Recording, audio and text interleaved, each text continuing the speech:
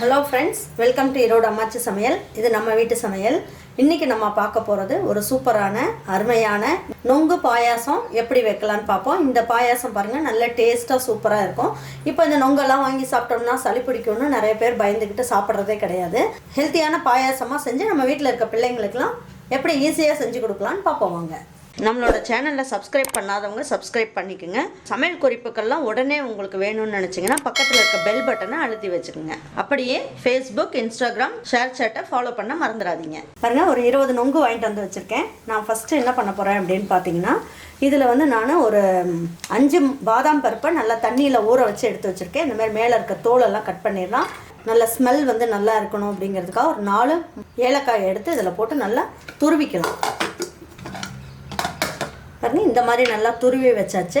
இப்போ என்ன பண்ணலாம் அப்படின்னு பார்த்தீங்கன்னா, கொஞ்சம் தடியாக இருக்கும் இல்லைங்களா, அந்த மாதிரி நொங்காக எடுத்துக்கலாம். மீதி இருக்கிறதெல்லாம் என்ன பண்ணலாம், இந்த மாதிரி எல்லாம் நொங்காக இருக்குது பார்த்தீங்கன்னா, அது கடுக்கான்னு சொல்லுவாங்க. அந்த மாதிரி இருக்குது எடுக்காதீங்க. எடுத்திங்கன்னா அது என்ன ஆகும், வயிற்று வலி வரும். அதனால் அது வேண்டாம். இந்த மாதிரி எல்லாம் நொங்காக வச்சுக்கோங்க. இதுவுமே நல்ல எல்லாம் நொங்கு தாங்க. பாருங்கள், பிச்சோம்னா கையிலேயே பிக்க வருது. எல்லாம் நொங்கு தான், கொஞ்சம் பெரிய நொங்காக இருக்குது, அவ்வளோதான். இதையும் ஒரு 3 நொங்குக்கு எடுத்து போட்டுக்கலாம். போட்டுட்டு என்ன பண்ணுவோம், இதையும் நல்ல பேஸ்ட் மாதிரி அரைச்சி எடுத்துக்கலாம்.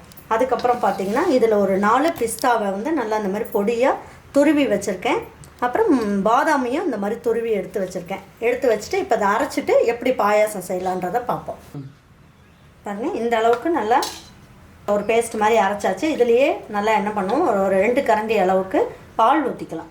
நான் ஒரு 1 லிட்டர் அளவுக்கு பால் என்ன பண்ணியிருக்கேன், நல்லா காய்ச்சி வச்சுருக்கேன். அதுலேருந்து கொஞ்சமாக எடுத்து இதை நல்லா பேஸ்ட் மாதிரி அரைச்சிக்கலாம். தண்ணி ஊற்றி அரைக்கிறதுக்கு பதில் நம்ம பால் ஊற்றி அரைச்சிக்கலாம். டேஸ்ட்டு நல்லாயிருக்கும். பாருங்கள், எதுக்காக நம்ம வந்து இதை பேஸ்ட் மாதிரி அரைக்கிறோம் அப்படின்னா, பாயாசம் நல்லா கெட்டியாகவும் இருக்கும். நொங்கோட ஒரிஜினல் டேஸ்ட் அப்படியே இதில் கிடைக்கும். அதுக்காக இந்த மாதிரி நம்ம பேஸ்ட் மாதிரி அரைச்சிருக்கோம். இப்போ பாயாசம் எப்படி செய்யலாம்னு பார்ப்போம். பாருங்கள், இப்போ நான் என்ன பண்ணியிருக்கேன், இதில் 1 லிட்டர் பால் அளவுக்கு வாங்கி நல்லா காய வச்சுருக்கேன். இந்த பாலை இதில் ஊற்றிடலாம். 1 லிட்டர் பால் 3/4 லிட்டர் வர அளவுக்கு நல்லா காய்ச்சிட்டேன். இப்போ இதில் வந்து ஒரு 10 ஸ்பூன் அளவுக்கு சர்க்கரை போட்டுக்கலாம். 9, 10, அது உங்கள் ஸ்வீட்டுக்கு தகுந்த மாதிரி நீங்கள் பார்த்துட்டு போட்டுக்கோங்க. நான் 10 ஸ்பூன் அளவுக்கு போட்டிருக்கேன். இந்த பாலும் சர்க்கரையும் நல்லா காயட்டும். டேபிள் ஸ்பூனில் 2 ஸ்பூன் அளவுக்கு நம்ம வந்து மில்க் மெய்ட் போட்டுக்கலாம். போட்டோம்னா நல்ல டேஸ்ட் கொடுக்கும். நான் மில்க் மெய்ட் இருக்கிறதுனால போட்டேன். மில்க் மெய்டு இல்லை அப்படின்றவங்க நல்லா கெட்டி பாலை வாங்கிட்டு வந்து நல்லா காய்ச்சி இந்த மாதிரி நொங்கு பாயாசம் செய்யலாம். அப்புறம் நொங்கெல்லாம் அரைச்சி வச்சுக்கோம்ல, அந்த நொங்கையுமே இதிலே போட்டுக்கலாம்.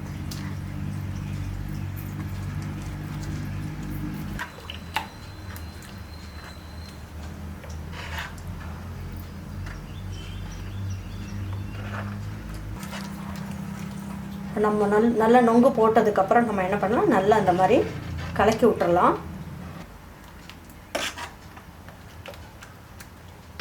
அப்புறம் பாருங்கள், இந்த நொங்கு எடுக்கும் போது மேலே அந்த தோல் இருக்குது இல்லைங்களா, அந்த தோலெல்லாம் வேஸ்ட் பண்ணாதீங்க. இந்த வெய்ய காலத்துலலாம் வந்து ரொம்ப வேர்க்கூறு வந்தது அப்படின்னா அதோட தோல் எடுத்து என்ன பண்ணலாம், உடம்புல எந்தெந்த இடத்துலலாம் வேர்க்கூறு இருக்கோ அந்த இடத்துலலாம் தடவி விட்டோன்னு வைங்க, இந்த வேர்க்கூறு வந்து வராமல் தடுக்கும். வேர்க்கூறு வந்தாலும் அதோட அரிப்பு வந்து குறையும். அதுக்காக இந்த மாதிரி நொங்கோட மேல் தோலை வேஸ்ட் பண்ணாமல் நம்ம அதுக்கு யூஸ் பண்ணிக்கலாம். பாருங்க, இப்போ நம்ம என்ன பண்ணலாம் அப்படின்னு பார்த்தீங்கன்னா, நொங்கு வந்து நல்லா பொடி பொடியாக நல்லா நறுக்கிக்கலாம்.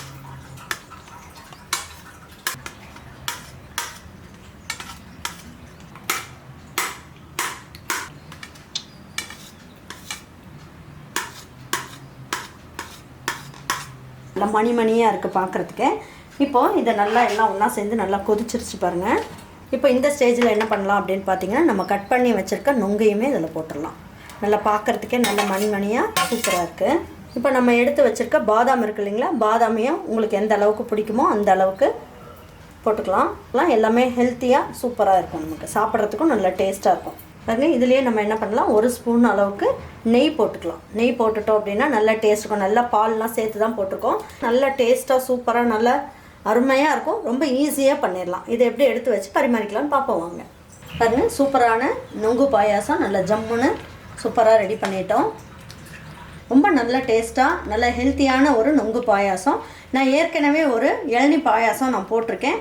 நிறைய பேர் பார்த்துட்டு அதை செஞ்சு பார்த்துட்டு ரொம்ப நல்லா இருக்குது அப்படின்ட்டு உங்களோட கமெண்ட்ஸ்லாம் சொல்லியிருக்கீங்க. அதே மாதிரி இந்த நொங்கு பாயசத்தையும் செஞ்சு பாருங்கள். செஞ்சு பார்த்துட்டு உங்களுக்குலாம் பிடிச்சிருந்ததுன்னா லைக் பண்ணுங்கள், ஷேர் பண்ணுங்கள், சப்ஸ்கிரைப் பண்ணுங்கள், மறந்துடாமல் கமெண்ட்ஸ் பண்ணுங்கள். தேங்க்யூ ஃபார் வாட்சிங் ஈரோடு அம்மாச்சி சமையல். தேங்க்யூ.